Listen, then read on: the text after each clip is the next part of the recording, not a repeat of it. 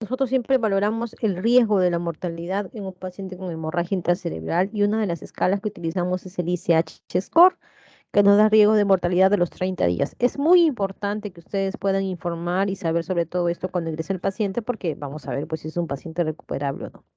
Miren los puntos que toma en cuenta el ICH score, es la escala de coma de Glasgow, el volumen de la hemorragia, si hay un compromiso de hemorragia intraventricular, si hay un compromiso infratentorial. Cuando se dice infratentorial es tronco o cerebelo y la edad. A partir de un puntaje de 3, la probabilidad de mortalidad a los 30 días está por encima del 70%. Cuando llega a 4 o 5, casi la mortalidad es de un 100%. Entonces es muy importante aplicar la escala del ICH score. De forma rápida, los procesos patológicos de la hemorragia son 4, desde la rotura vascular hasta la formación del edema. Pero vamos a enfocarnos en el segundo y en el tercer proceso que están directamente relacionados con el manejo. ¿Qué hace que se forme el hematoma y crezca el hematoma? La hipertensión arterial, principal mecanismo. Entonces debemos asumir que si hay algo que hacer en una hemorragia, hablando de las hemorragias espontáneas primarias, será el manejo de la hipertensión arterial, porque las hemorragias espontáneas secundarias, como su nombre lo dice, el manejo es de la causa que originó la hemorragia, por eso se llama secundario. Diagnóstico. Cuando hablamos de infarto dijimos que la tomografía tiene una alta sensibilidad para la sangre, pero no para el infarto. ¿Es así? Miren ustedes, acá está hiperdensidad en la región tálamo capsular del lado derecho, que la tomografía lo puede detectar rápidamente cuando se trata de una hemorragia. Tomografía cerebral sin contraste es el diagnóstico de elección. Se puede pedir tomografía con contraste, lo vamos a ver por qué y en qué casos. Y la resonancia, a diferencia del infarto, solo se realiza en el contexto de una hemorragia cuando hay una causa específica que buscar. Si estamos pensando que la hemorragia es por un tumor, pidamos resonancia. Que la hemorragia es por una trombosis venosa cerebral, pidamos resonancia. Pero si no, no tiene sentido. Tenemos que tener una causa definida. ¿Se puede pedir tomografía con contraste en una hemorragia? Sí. ¿Para buscar qué cosa? Comparen el volumen de la hemorragia en la figura A comparada con la figura D. ¿Qué ha cambiado? Está incrementándose, está sangrando, ¿no, doctora? Muy bien, el volumen en D es mucho mayor que el volumen en A. ¿Y qué pasó? Fíjense en las figuras B y en la figura C. Ambas, las figuras B y C, son tomografías con contraste. ¿Qué notan? Tienen una flecha enorme ahí. ¿Qué hay? Mm, Es el vaso que está sangrando, se evidencia el vaso. Hay un vaso activo. ¿Por qué sabemos que es un vaso? Porque ha llegado el contraste y el contraste va a llegar a todo vaso sanguíneo, sea arteria o sea vena. Hay un vaso activo dentro del volumen del hematoma. Entonces, esto, como dijo su compañero, nos permite saber que es un vaso que está activo, es un vaso que sigue sangrando. Esto se conoce como el signo del spot sign o la traducción, que es el signo de la mancha, que es un predictor del crecimiento del volumen del hematoma. Solamente en este contexto, nosotros podemos utilizar la tomografía con contraste para una hemorragia. Cuando es la hemorragia primaria, nuevamente, porque si es una hemorragia secundaria, la tomografía con contraste, ¿qué nos va a evidenciar? Si vamos a ver vasos, una malformación arteriovenosa, por ejemplo, o un aneurisma cerebral. El estudio de la hemorragia se identifica las causas de la hemorragia. Cuando hablamos de hemorragia primaria, nos referimos a la hemorragia hipertensiva o por angiopatía amiloide. Cuando hablamos de la hemorragia secundaria, nos referimos a cualquier otra causa. Secundaria, por ejemplo, eh, fármacos como antiagregantes o anticoagulantes, el RTPA, secundaria al uso de sustancias tóxicas como la cocaína, secundaria a tumores, secundaria a malformación. N cosas que pueden sangrar en la cabeza. El manejo es muy similar al infarto. Oxígeno, si es que la saturación cae por debajo de 92. Intubación temprana, con la escala de coma de Glasgow cae. Las primeras 3 horas son importantes. ¿Por qué? Porque es las primeras horas de que se produce el edema. Ustedes lo tienen acá en cuanto a la fisiopatología de la hemorragia, perdón. Formación del edema, lesión secundaria hasta las 72 horas. No significa que haya un edema tardío, hay una formación de edema tardío, pero lo principal es las 72 horas, por eso que se monitoriza muy de cerca al paciente. Y se manejan los factores desencadenantes. Prevención de tromboembolia, se tiene mucho cuidado en dar anticoagulantes parenterales, para prevención de TEP y generalmente se hace 1 a 4 días, pero hay que valorar siempre el riesgo-beneficio porque puede incrementar el sangrado en el paciente. La glicemia entre 140 y 180, temperatura por encima de 38, antiepiléptico solo si el paciente ha tenido crisis epiléptica o tiene un EEG patológico y tiene alteración del estado o el nivel de conciencia. Zona nasogástrica con el test de disfagia para prevenir las neumonías aspirativas y la evaluación cardiológica. Y en stroke, no solamente en hemorragia, no se usan corticoides, sino se usan antiepilépticos profilácticos. ¿Ya? El manejo de la fase aguda aquí sí es diferente al infarto. En el infarto nosotros vimos que los puntos de corte, cuando no se hacía nada, llegaba hasta 220 con 120. Como nosotros hemos visto que el principal mecanismo asociado a la formación y el crecimiento del hematoma es la hipertensión arterial, eso es lo que estamos, digamos, enfocados en tratar. Pero todo esto tiene tiempos, ¿no? Y en la fase aguda, hasta la formación o la expansión del hematoma se da dentro de las 6 horas. Entonces, de forma general, la presión arterial sistólica no debe ser mayor a 180. Pero si estamos dentro de las 6 horas, podemos ser más agresivos. Podemos reducir la presión de forma intensiva hasta 140 en la primera hora, ¿no? ¿Y con el objetivo de qué? Con el objetivo de reducir el volumen del hematoma, para que el paciente no tenga mayor cuadro de hipertensión endocraniana. Calidad de evidencia moderada, fuerza de recomendación débil, porque solamente hay un ensayo clínico que demostró que había una reducción del volumen del hematoma, más no una mejoría en el estado clínico del paciente. Pero se puede recomendar, la guía lo recomienda. Manejo quirúrgico. Básicamente el manejo quirúrgico está destinado al manejo de la hipertensión endocraniana. En este caso, esto es una hemorragia intraventricular, se le puede colocar un catéter de derivación ventricular externa para manejo de la hipertensión endocraniana, ¿ya? Y cuando la hemorragia es en cerebelo y está comprimiendo tronco o causa hidrocefalia, se tiene que evacuar el hematoma de forma muy rápida, muy precoz, nivel de evidencia de la recomendación 1B. Pero cuando la hemorragia es supratentorial, ya el nivel de evidencia disminuye, ¿no? 2B. O sea, en el primer caso, cuando es en cerebelo, sí o sí se tiene que operar. En el segundo hay que valorar riesgo-beneficio, es un 2B. Depende del volumen de la hemorragia, si es mayor de 30, si está a nivel cortical a menos de 1 centímetro de la corteza, si el paciente tiene mayor de 60 años, si el tiempo de enfermedad es menor a 24 48 horas y si hay un deterioro del estado neurológico, que son muchas veces factores que ayudan a definir si el paciente puede operarse o no puede operarse. Cuando la hemorragia es profunda, no se recomienda la cirugía. Luego de eso, ¿qué pasa en la prevención secundaria? Pues se maneja la hipertensión arterial, que es el principal factor para que se produzcan las hemorragias, y la presión debe ser menor a 120/80. Muy bien, jóvenes. Como ustedes han visto, la parte de hemorragia es pequeña, es corta, no hay mucho que hacer sobre el manejo de la hemorragia, más que el manejo de la presión arterial en las primeras 6 horas, luego las 24 horas y manejo de las lesiones desencadenantes o las causas desencadenantes. ¿Preguntas?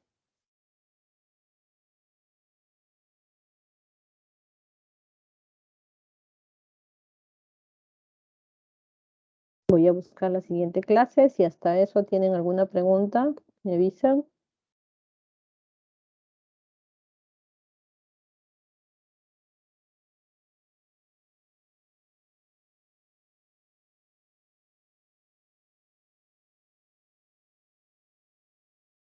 Ok, entonces vamos a hablar ahora sobre el manejo de la hipertensión endocraniana. ¿Ya? Voy ahorita a compartir la pantalla y empezamos. Bien, entonces avísenme por favor cuando ya puedan visualizar mi diapositiva, chicos.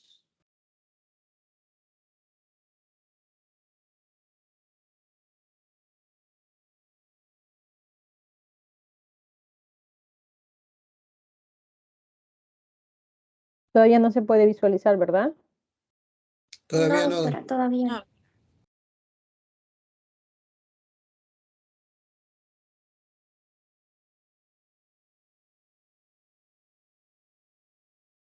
No, no, doctor, todavía no sé. Sí, de volver a iniciarla. Ah, ya está.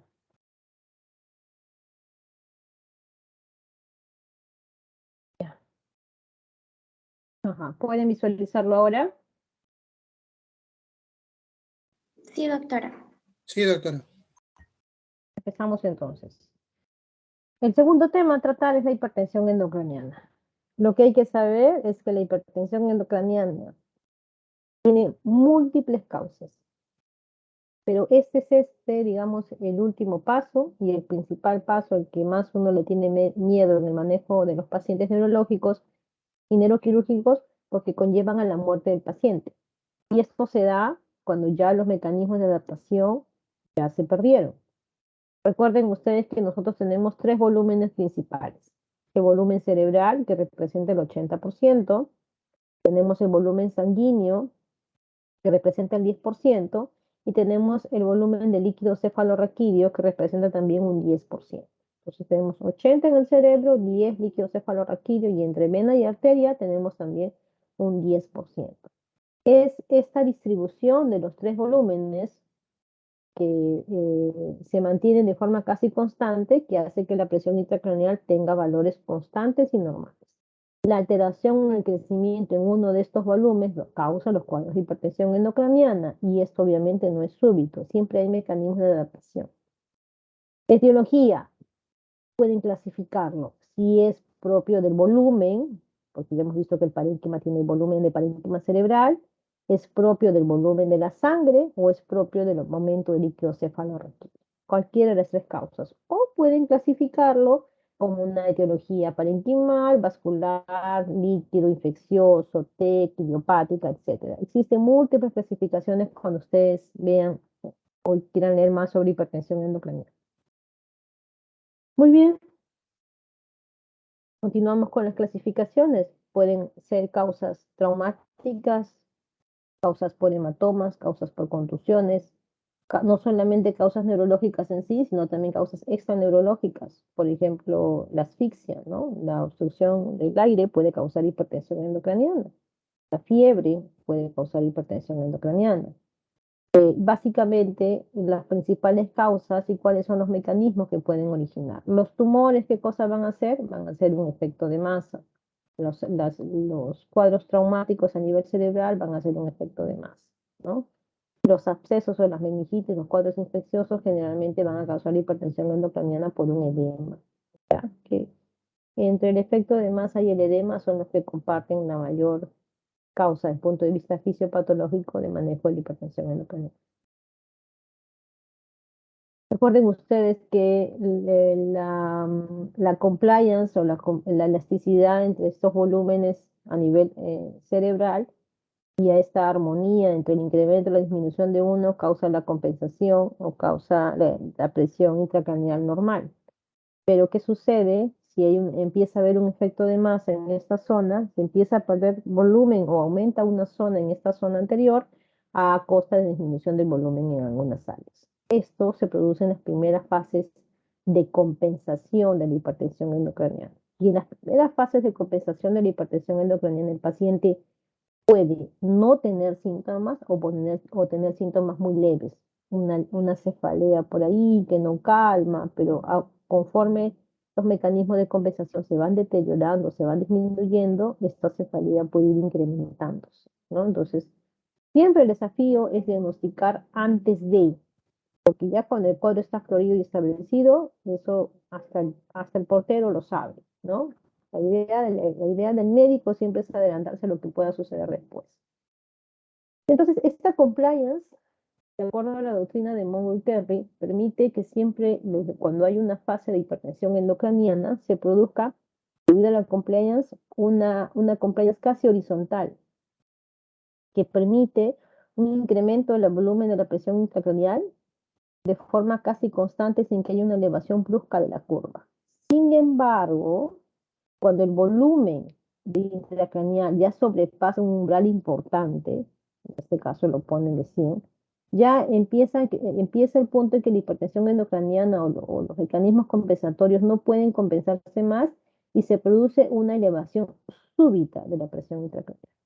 Incrementa tanto el volumen a nivel de la causa que esté desencadenando en el cerebro que los mecanismos compensatorios se pierden y hay un incremento súbito de la hipertensión endocraniana. Es por eso que el paciente se clavó, estuvo mal. Los pacientes no se enclavan de la noche a la mañana. Siempre hay algo previo, ¿no?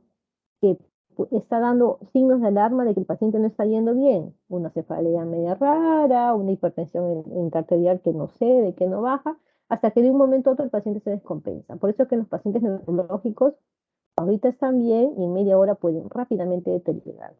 Obviamente depende mucho de la causa que está originando esta alteración, ¿no?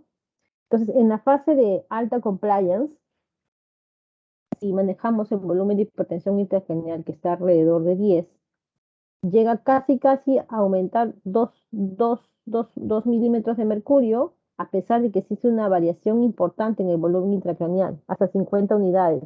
Digamos que son unidades por poner algún valor, no es que sea exacto, por eso que le ponen unidades arbitrarias. Incrementa el volumen hasta 100, o sea, ya incrementó el volumen de uno de los compartimientos hasta más de la mitad, pero la hipertensión intracraneal se mantiene casi normal. Por eso es que esta fase de alta compliance, el paciente tolera muy bien, o está asintomático, o los síntomas son muy leves, pero por ahí son persistentes. Cuando ya pasa el volumen de 50, llega hasta el volumen de 100, la presión intracraneal sí ya se empieza a incrementar, pero llega a 20, 21, que tampoco es tan definido para hipertensión endocraniana. Sin embargo, cuando ya se pierde la compliance, la hipertensión endocraniana rápidamente se sube y el paciente puede llegar al enclavamiento, ¿no? Que es la fase final.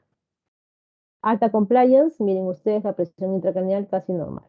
Baja compliance o disminución de la compliance, hay un incremento progresivo de la presión intracraneal, pero ya cuando se pierde la compliance hay un colapso de toda la musculatura y se produce el enclavamiento del paciente.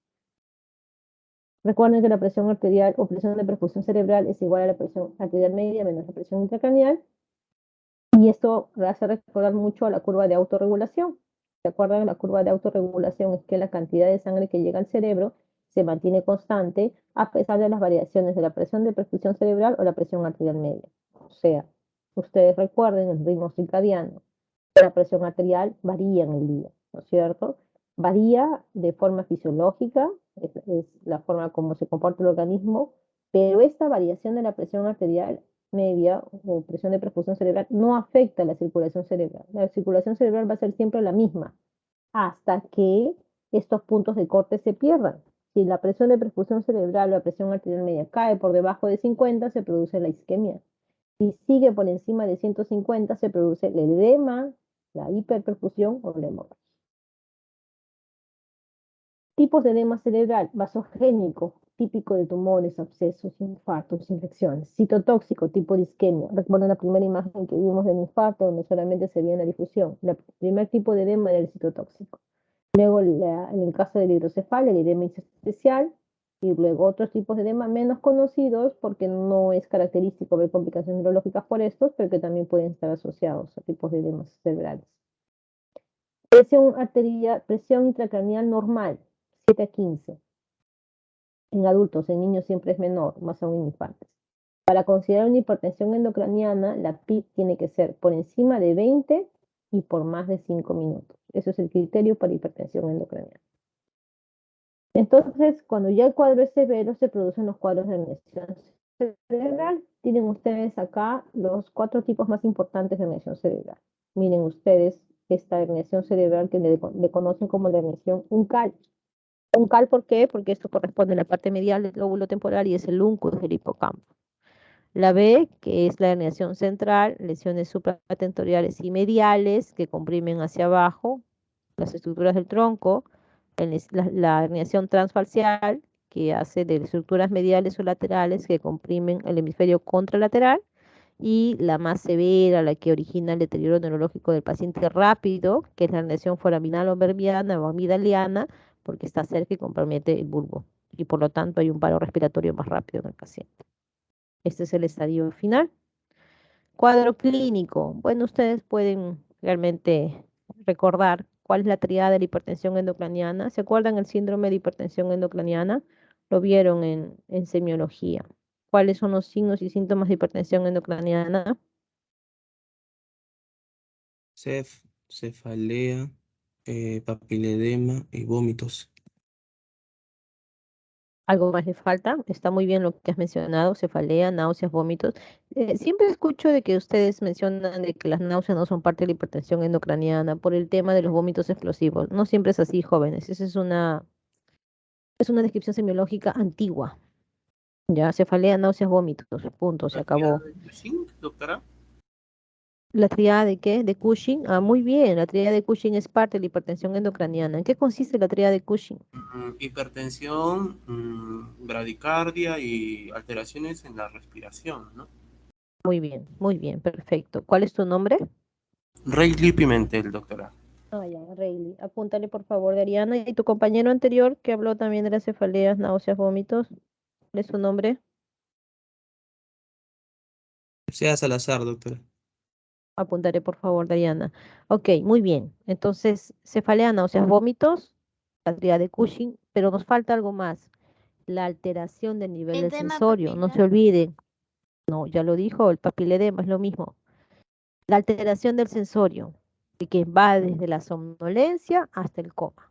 Eso es, tiene que haber en hipertensión endocraniana. Claro que en los signos tempranos no vamos a ver alteración del sensorio. Ustedes ya van a ver alteración de sensorio, lo tienen acá, la tríada de Cushing, cuando la hipertensión endocraniana esté probablemente en su fase que ya tiene baja compliance o en la fase que ya se perdió la compliance, donde la hipertensión endocraniana se eleva de forma súbita, de forma temprano, cefalea, irritabilidad sobre todo en los niños, vómitos, la fotofobia o el letargo, las convulsiones, que más que todo convulsiones tampoco es propio de signos tempranos. La escala de coma de Glasgow nos sirve para valorar. La escala de coma de Glasgow se creó para los cuadros de traumatismo cráneoencefálico. Lo usamos ahora para valorar el estado clínico del paciente porque es una escala que todo el mundo conoce. Pero si somos un poquito más, o usamos escalas un poco más, digamos, específicas, una de las escalas más usadas es la escala de coma de Ford, que la tienen ahí, o describir el estado neurológico del paciente, que es lo que se suele usar más también. Veamos estas imágenes de acá. ¿Qué podemos ver acá? A ver, de esta la primera fila es totalmente diferente a las segundas filas, ¿ah? Así que la primera fila leamos. ¿Qué hay? ¿Qué es? A simple vista, ¿qué ven ahí?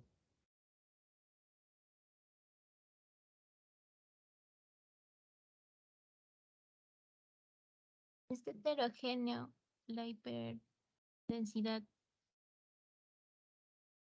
¿Qué es una hiperdensidad que podría corresponder? Con un sangrado, Una hemorragia una intraventricular hemorragia. bilateral. Esa es una hemorragia intraventricular. Exacto, esta es una hemorragia que está dentro de los ventrículos, ¿no? Pareciera que acá hubiera algo parenquimal, pero no se puede definir bien solamente en este corte. Hola, ¿me pueden escuchar? Hola, ¿me pueden escuchar? Sí, doctora. Apaguen su audio, por favor, si no tengo mucho retorno y no puedo escuchar bien. Ok, entonces el primer caso es una hemorragia intracerebral que acá hay que manejar la hipertensión endocraniana, probablemente se le pueda colocar una derivación ventricular externa porque si no el paciente va a hacer mucha hipertensión endocraniana que de repente el manejo médico no será suficiente. Siguiente imagen, la imagen inferior del lado derecho de la pantalla, esta que está acá donde es el cursor. ¿Qué hay? Una hemorragia también, pero en este caso sería epidural.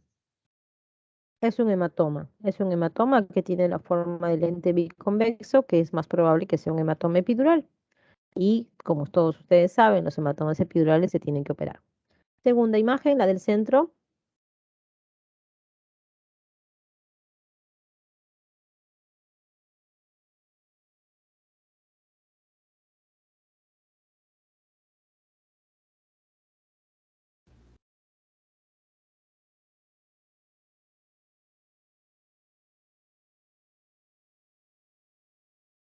La imagen del centro. ¿Qué hay? Una hemorragia de base de cráneo. ¿Pero dónde está la hemorragia? La hemorragia está acá, está acá, está acá. ¿Dónde está localizada la hemorragia? En región En el poligonal. área frontal Uy, izquierda. Doctora, ¿La hemorragia está en el parénquima? ¿O están en las cisternas o están en las cisuras? Pareciera que sí es la cisura. Están en los valles silvianos, está en la cisura longitudinal anterior, cisura media anterior, perdón, está en la cisterna prepontina. Entonces, ¿qué tipo de hemorragia es? Es una hemorragia subaranoidea. ¿Ya? Siguiente imagen, miren acá.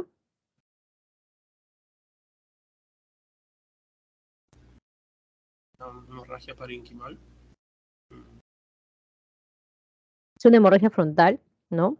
Que es típico de las contusiones hemorrágicas. ¿Por qué le he puesto aquí puras hemorragias? Porque dependiendo del volumen, las hemorragias son las que tienden a causar más hipertensión endocraniana. No siempre es así, ojo. Todo depende del volumen. Si es un infarto extenso, carotidio, como hemos visto en el ejemplo anterior, pues obviamente va a causar hipertensión endocraniana también, ¿no? Diagnóstico de la hipertensión endocraniana, evaluación neurológica, chicos, no hay ningún examen. Ya cuando ustedes vean la desviación de línea media, pues repito, ¿no? Eso hasta alguien que no sabe medicina lo va a saber. Evaluación neurológica. Tienen que hacer un estudio o una evaluación clínica detallado de su paciente, porque si no lo hacen, no van a poder detectar los signos tempranos. Siempre el desafío del médico es adelantarse a lo que pueda suceder, más aún en neurología. La tomografía para ver desviaciones de línea media. En niños utilizan mucho la ecografía, nosotros no lo usamos en los adultos, y el fondo de ojo que cada vez se usa menos, ¿ya? Cada vez se usa menos. La hipertensión intracraneal también se puede utilizar en la unidad de cuidados intensivos a través de los monitores de presión intracraneal, los famosos PIC, ¿ya? Lo utilizamos o monitorizamos también con el Doppler. El Doppler transcraneal nos sirve para evaluar o monitorizar la hipertensión endocraniana. Velocidades normales, como se ve acá arriba, y velocidades ya que empiezan a incrementarse por hipertensión endocraniana. Monitoreo de la PIC, como ya habíamos comentado, sobre todo en casos de TEC grave, en realidad lo utilizamos para varias patologías. Lo colocan los neurocirujanos para valorar las ondas, sin que se conozca mucho la forma normal.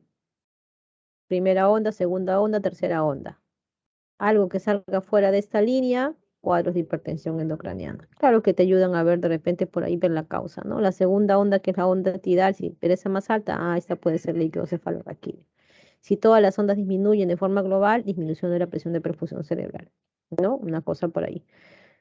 Pero cuando se pierde esta forma de la onda, significa que ya no hay compliance. No compliance es sinónimo de hipertensión intracraneal. Tratamiento que luego de haber descrito lo anterior es el objetivo básicamente de la clase del día de hoy. Va desde medidas generales, manejo de fluidos, medidas específicas y medidas de rescate. Dense cuenta que las medidas de rescate están casi al final, porque la medida de rescate, como su nombre lo dice, ¿qué vamos a rescatar? Solamente la vida del paciente, porque el cuadro, la secuela neurológica ya se estableció. Entonces, podemos salvar la vida del paciente, pero ya el deterioro neurológico del paciente ya está establecido probablemente. Medidas generales van desde la oxigenación, pseudoanalgesia, control de presión arterial, posición de la cabeza, manejo de la glicemia. Como lo hemos visto en los cuadros de infarto, de hemorragia, a todos ellos verificamos lo de acá. Manejo de fluidos. Dependiendo, ¿no? El paciente se le puede dar suero salino hipertónico o que se le puede dar el manitol para manejar la hipertensión endocraniana. Siempre viendo no tener problemas en el sodio, sobre todo con la solución salina hipertónica. ¿Qué pasa si nos pasamos de sodio con la solución salina hipertónica? ¿Qué causamos en el paciente? Si incrementamos más de 10 a 12 mil equivalentes de sodio en 24 horas, ¿qué producimos en el paciente? Una mielonisis pontina. Ujú. Una mielinólisis pontina, mi paciente va a quedar cuadripléjico, cuadriparético y, como dice el dicho, ¿no? La cura fue peor que la enfermedad. Muy bien. ¿Tu nombre cuál es? Sea Salazar, doctora. Ya, apúntale por favor, Dariana. Y las medidas específicas depende de repente de incrementar más la solución hipertónica. A veces se utiliza el 3.5% la concentración inicial y luego se puede incrementar hasta 7%. Corticoides, si son cuadros inflamatorios, infecciosos, tumorales. No usamos corticoides en stroke nuevamente. Drenaje ventricular en caso de hemorragias intraventriculares. Y las medidas de rescate ya básicamente se refieren al manejo intensivo en unidad de cuidados intensivos como el coma barbitúrico, la hipotermia y la craniotomía descompresiva, que son las fases ya, digamos, finales cuando son hipertensiones endocranianas severas que no responden a manejo médico. Y estos son los pasos, por así decirlo, ¿no? desde el manejo inicial de la hipertensión endocrinana hasta el manejo final. El tratamiento que se propone y el riesgo del tratamiento. Esto es muy importante, jóvenes. Léanlo y de toda la presentación, aparte de entender un poco los mecanismos, necesito que sepan esto, porque yo les puedo poner un caso clínico que relacione de repente a un tipo de hipertensión endocrinal y ustedes tienen que saber identificar qué manejo le van a dar. Por ejemplo, les puedo decir, bueno, vamos a dar ejemplos, casos clínicos mejor al final. Vamos a ver esta parte primero. La fase 1 o el paso 1 en el manejo de la hipertensión endocraniana, ¿no? Que está, digamos, relacionado a la intubación o cuando el paciente entra en coma, el riesgo es que básicamente el paciente luche con el ventilador o puede haber una neumonía asociada al ventilador. Si es que el paciente se le incrementa mucho la sedación, el paciente se puede ir para la hipotensión. Si el paciente se le hace un drenaje ventricular, muchos hacen infección, hacen una ventriculitis y nuevamente terminaron peor que antes del drenaje. Si le da mucha solución de terapia hiperosmolar o solución salina hiperosmolar, que puede hacer hipernatremia, por lo tanto la mielinolisis pontina. Si se le da mucho manitol o solución salínica hipertónica, también puede haber falla renal. Cuando se le induce mucha hipocapnia por mucho tiempo, ahí puede haber mucha vasoconstricción y por lo tanto va a haber infarto. Si se le da la hipotermia, puede haber alteración hidroelectrolítica y cuadros de infecciones. Si hay una supresión metabólica que se da a través de los barbitúricos, puede haber hipotensión, incrementa el riesgo de infección. Y la cranectomía descompresiva, puede haber hematoma subdural producto del procedimiento. Está dentro de las complicaciones, puede haber o incluso una hidrocefalia, ¿no? Entonces, son cuadros que se pueden presentar, no significa que no se deban hacer, es lo único que tenemos que hacer en ese caso, pero debemos estar, digamos, siempre alertas de que no pueda suceder algún tipo de complicación, ¿ya? Entonces acá sí nos explican los niveles. Cuando la hipertensión endocraniana está en nivel, digamos, 0, o sea, en la fase inicial, probablemente el paciente no tenga mucho cuadro clínico, medidas estándares. Se le puede hacer un monitoreo adicional para ver que el paciente no se descompense. Nivel 0 se le hace a todo el mundo. Nivel 1, de repente hay que considerar ya el uso de manitol, drenaje de líquido cefalorraquídeo. Si no responde, se le pasa al nivel 2, que incluye manejo de solución salina hipertónica o propofol, y a la vez se le tiene que hacer una tomografía para valorar el paciente con nivel 2 que no responde, si es que el paciente es tributario en un tipo de cranectomía descompresiva. Y si es así, no responde, ya se le pasa al nivel 3, que es el uso del pentobarbital o la hipotermia. Nivel 0, cabecera de 30 grados. ¿Qué cosa es nivel 0? ABC, cabecera, manejo de temperatura, solución isohipertónicas, dependiendo de niveles, los corticoides.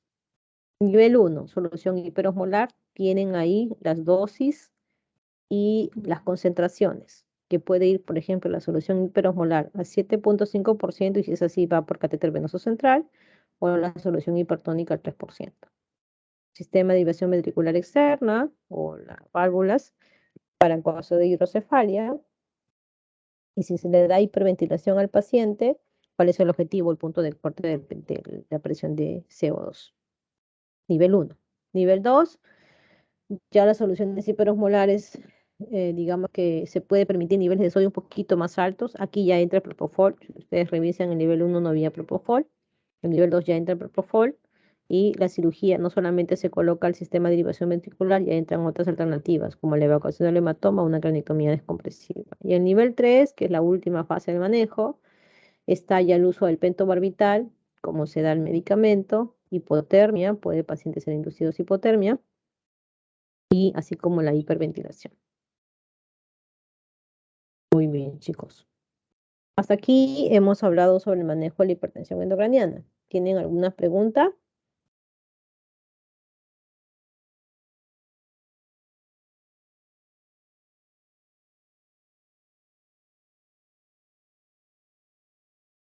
Ok, entonces quedamos que los cuadros clínicos los íbamos a ver al final. Vámonos a...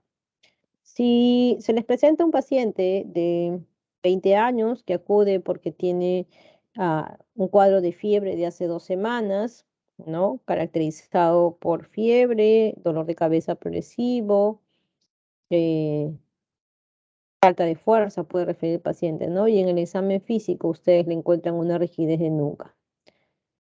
Cuando le examinan al paciente, el paciente está, pupilas reactivas, isocóricas, pero básicamente lo que le llama la atención al paciente desde el punto de vista a nivel de conciencia está somnoliento, con tendencia al sopor. Yo le puedo poner, ¿no? Describa usted el manejo en este caso, ¿no? No les estoy preguntando diagnóstico, probablemente muchos de ustedes ya saben qué es, pero les pregunto manejo. ¿Qué harían en este caso?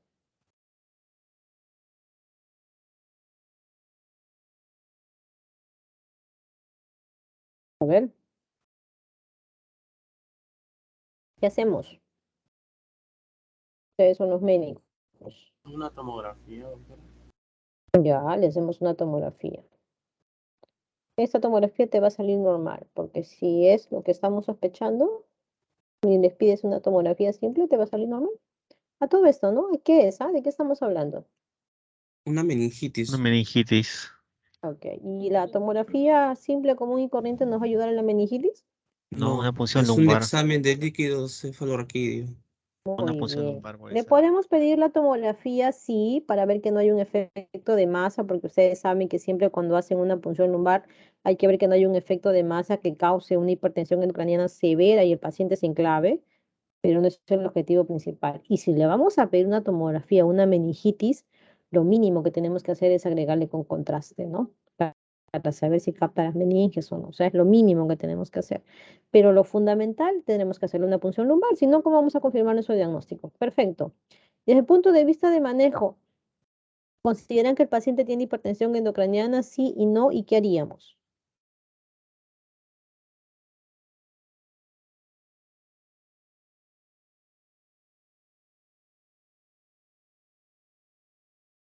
Voy a llamarlo, ¿no?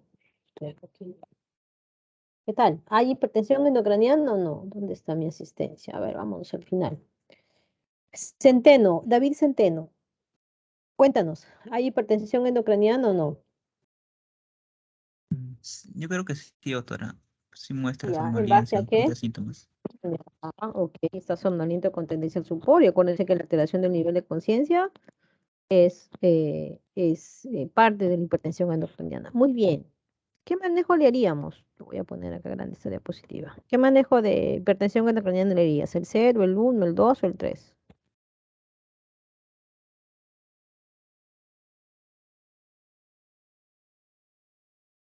¿Sería el 1, doctora? ¿Nivel 1? ¿Por qué?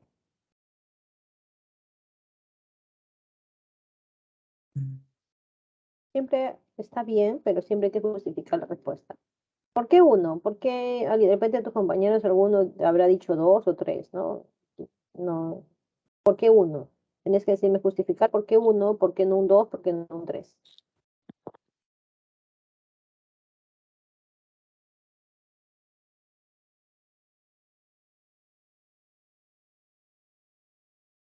Bueno, doctora, porque los síntomas no...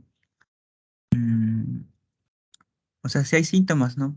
Para descartar el nivel 0, pero no hay no son tan notorios para considerar un nivel 2, ¿no? ¿Qué esperarías para un nivel 2?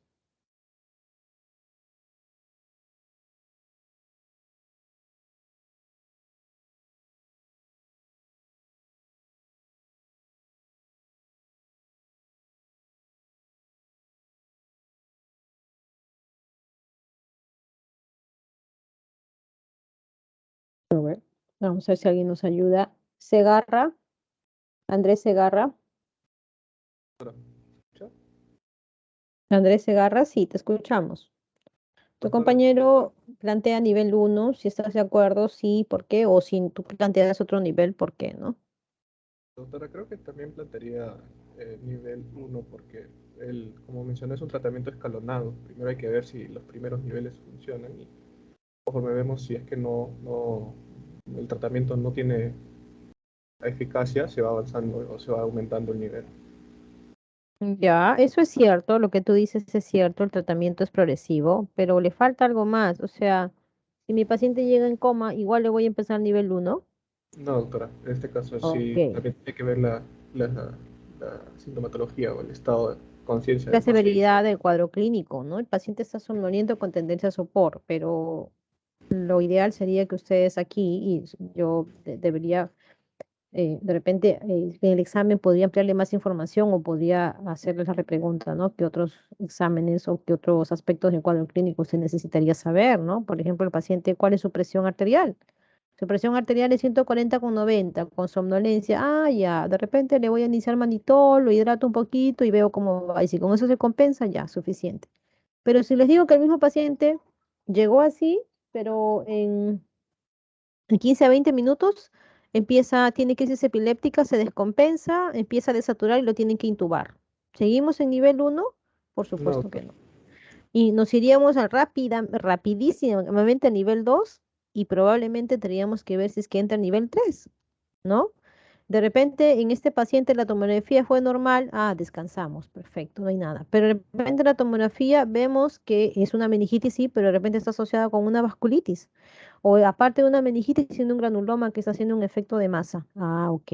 Si el granuloma es un efecto de masa muy grande y que el manejo médico no lo va a tolerar, probablemente tengamos que hablar con el neurocirujano para que le haga una cranectomía descompresiva, ¿no? Entonces, la idea y el mensaje es que tienen que haber muchas cosas, no seamos teóricos, jóvenes. Por eso es que las preguntas no vienen en la teoría, vienen para que ustedes hagan la discusión, interpreten, ¿ya? Vean el nivel de conciencia, vean la severidad de los síntomas, vean si el paciente empeora o no empeora. Hay una cosa muy importante que su compañero ha mencionado, que el manejo es escalonado, por supuesto, pero un paciente que llega severamente comprometido, se le hace todo en una sola vez, ¿no? Todo depende de cómo llega el paciente. Ok, chicos, muy bien. ¿Preguntas hasta aquí? Antes de dar por concluidas las sesiones de hoy. Doctora, una preguntita. Respecto a la Ujú. tarea académica, otra vez, disculpe la pregunta, pero a mí me tocó el punto de 16, ¿no? Que se titula Efectos de la anestesia general y la sedación consciente.